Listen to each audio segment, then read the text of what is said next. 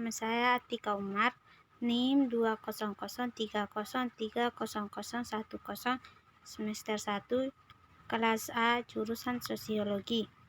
Di video kali ini, saya akan menjelaskan buku ke-16 dari pengantar Sosiologi. Saya akan menjelaskan materi yang pertama tentang sosiologi, wacana dari filsafat publik. Sosiologi adalah studi ilmiah tentang struktur sosial dan hubungan serta perilaku manusia. Sains mengacu pada proses pengembangan teori yang diuji dan kemudian ditolak, dimodifikasi atau dipertahankan sampai dikembangkan lebih komprehensif. Sosiolog menguji teori-teori ini terhadap kasus-kasus empiris untuk menentukan apakah dan sejauh mana teori itu masuk akal dan diterapkan. Teori atau paradigma sosiologis adalah cara memahami efek kekuatan sosial pada individu sebagai anggota kelompok dan kategori sosial. Saya menempatkan istilah sains dan tanda kutip untuk menggarisbawahi bahwa sains tidak bebas nilai, yaitu ia diinformasikan oleh bias teoritis dan metodologis pada peneliti dan dipengaruhi oleh ideologi dan kepentingan peneliti.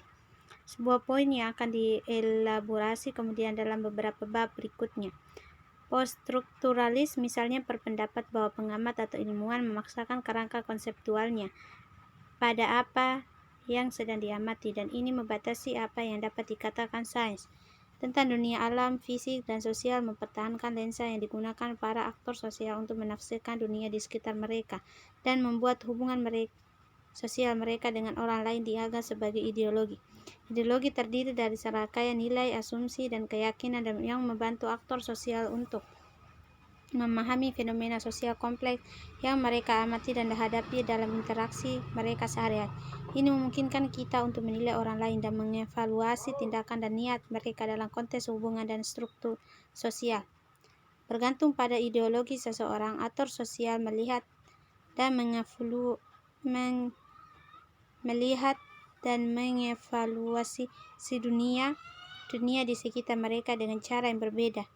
Mengkonseptualisasikan sosiologi dan pengetahuan sosiologi sebagai kumpulan wacana. Wacana-wacana ini dibentuk oleh serangkaian sub-wacana tentang topik-topik seperti ekonomi, politik, budaya, dan masyarakat yang digunakan untuk menganalisis hubungan manusia dan masyarakat manusia. Wacana-wacana ini dikontradiksi dan memandang masyarakat dan hubungan manusia melalui lensa-lensa yang saling bertentangan, misalnya fungsionalisme, struktural, teori konflik, feminisme, dan interasionisme simbolik. Dalam bahasa yang masuk akal, wacana mengacu pada tubuh bicara yang koheren atau rasional.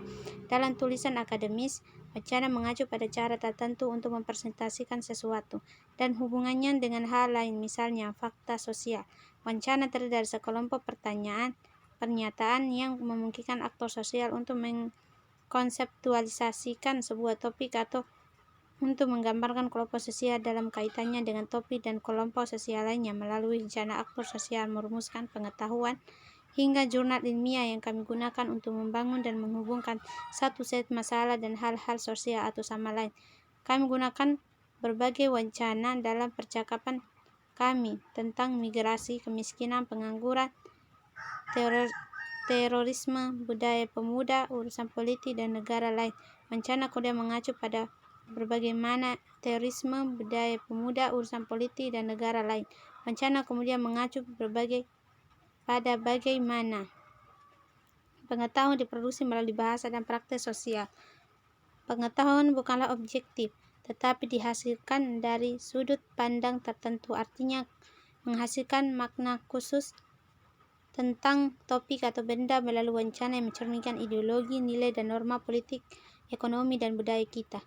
Diskursus menyusun bagaimana kita, asumsi spesifik, dan bentuk penyelidikan khusus.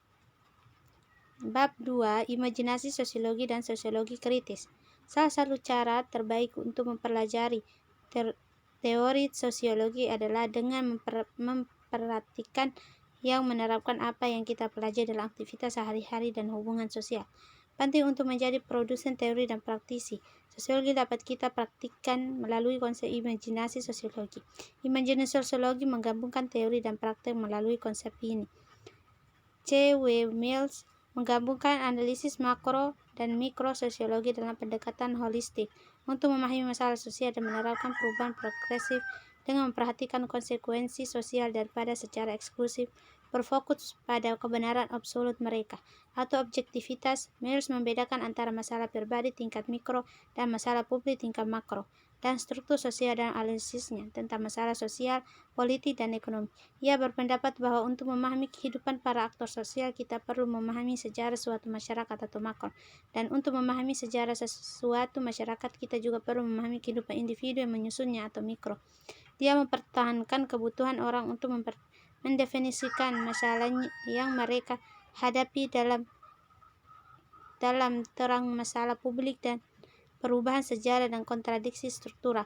Masalah pribadi adalah masalah yang memiliki konsekuensi bagi individu dan orang-orang yang berhubungan langsung dengannya. Mills menegaskan bahwa masalah terjadi dalam diri individu dan dalam rangkaian hubungannya dengan orang lain.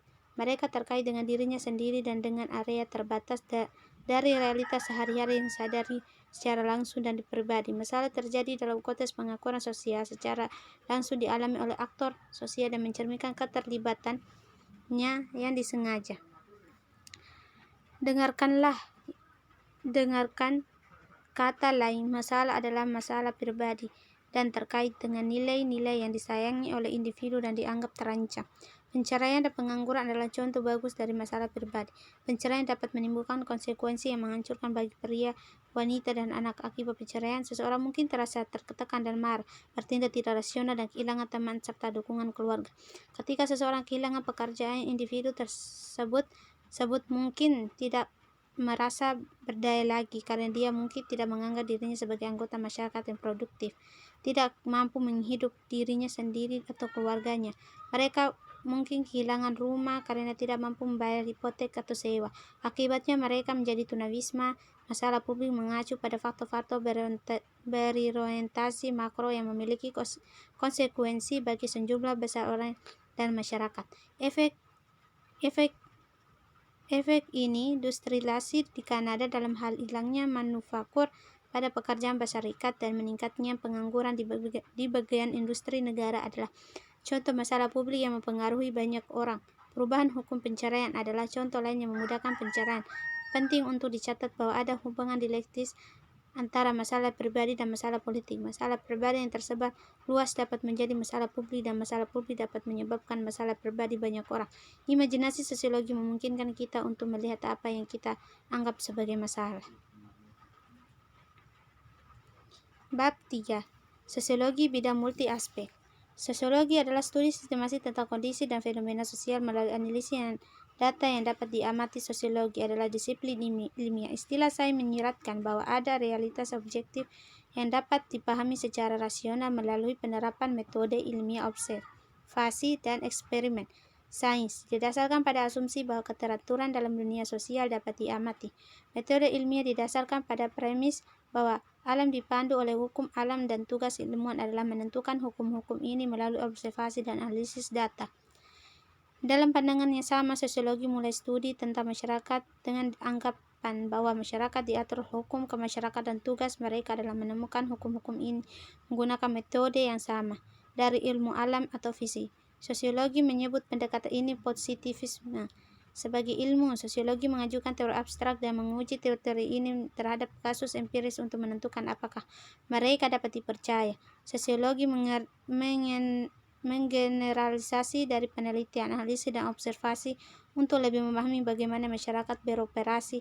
Sosiologi tidak hanya berkaitan dengan pengembangan pendekatan teoritis, ilmiah, dan empiris untuk memahami masyarakat dan perilaku manusia. Ini juga merupakan kerangka kerja untuk mengkritik masyarakat dan menggunakan pengetahuan kritis ini untuk bertindak atas dunia guna mewujudkan kesetaraan dalam hal atribut seperti ras, jenis kelamin, seksualitas, kelas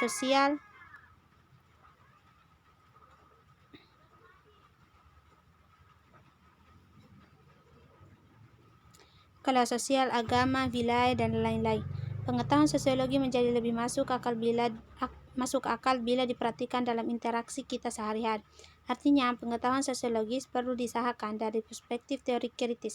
Otentikasi terjadi ketika individu kelompok yang telah menjadi korban komunikasi dan informasi yang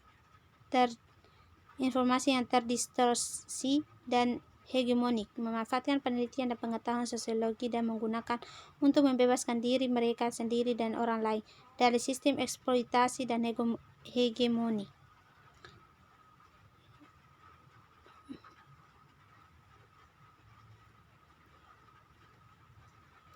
Bab 5. Sosiologi, debat, dan metode. Seperti yang telah dibahas sebelumnya, sosiologi mempelajari hubungan antara individu dan masyarakat. Namun, sosiologi tidak hanya peduli dengan pemahaman perilaku dan keyakinan individu dalam isolasi dari individu lain. Sosiologi meneliti hubungan dan keyakinan individu dalam isolasi dari individu lain. Sosiologi meneliti hubungan antara agensi dan struktur sosial. Mereka menganalisis hubungan manusia secara langsung dan konteks interaksi tatap muka, atau secara tidak langsung melalui struktur sosial. Sosiologi mengeksplorasi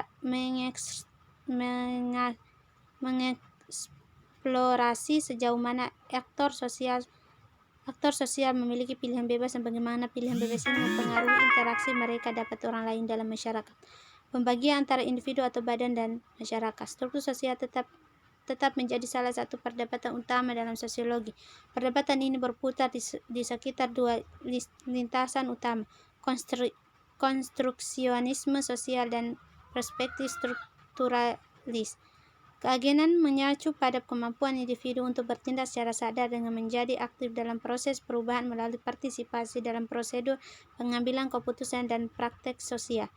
Asumsinya, melalui agensinya, aktor sosial mampu mempengaruhi dan mengubah struktur sosial. Konsep agensi menyiratkan bahwa masyarakat diproduksi atau diciptakan kembali melalui tindakan masyarakat dan hubungan mereka dengan orang lain. Aktor manusia dipandang sebagai agen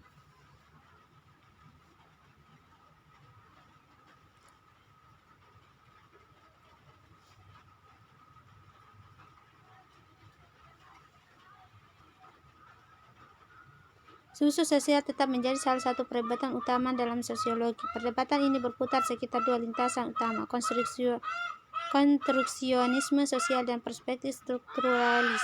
Keagenan mengacu pada kemampuan individu untuk bertindak secara sadar dengan menjadi aktif dan proses perubahan melalui partisipasi dalam prosedur pengambilan keputusan dan praktis sosial. Asumsinya, melalui agensinya, aktor sosial mampu mempengaruhi dan mengubah struktur sosial. Konsep agensi menyiratkan bahwa masyarakat diproduksi atau diciptakan kembali melalui tindakan masyarakat dan hubungan mereka dengan orang lain. Aktor manusia dipandang sebagai agen yang perilaku dan pemikirannya memungkinkan masyarakat aktif. Individu dipahami sebagai arsitek kehidupan mereka sendiri. Selain itu, mereka berpendapat bahwa manusia bertindak sesuai dengan situasi di mana mereka berada. Misalnya, Anda mungkin bertindak, berbicara, dan berpakaian berbeda di ruang kuliah, di gereja, atau di klub malam. Perspektif ini disebut sebagai konstruksionis sosial. Menurut pandangan ini, masyarakat dan hubungan sosial dibangun secara sosial. Konstruksionisme sosial berpendapat bahwa tidak ada yang alami atau norma tentang dunia yang kita tinggal. Sebaliknya, realitas sosial diciptakan oleh individu untuk mencerminkan kepentingan tertentu di dunia yang belum tentu mereka ciptakan. Manusia memaknai pesan yang diterimanya berdasarkan realitas kehidupan sehari-hari. Dengan demikian, ada realitas kehidupan sehari-hari yang berbeda. Sekian dari saya, terima kasih.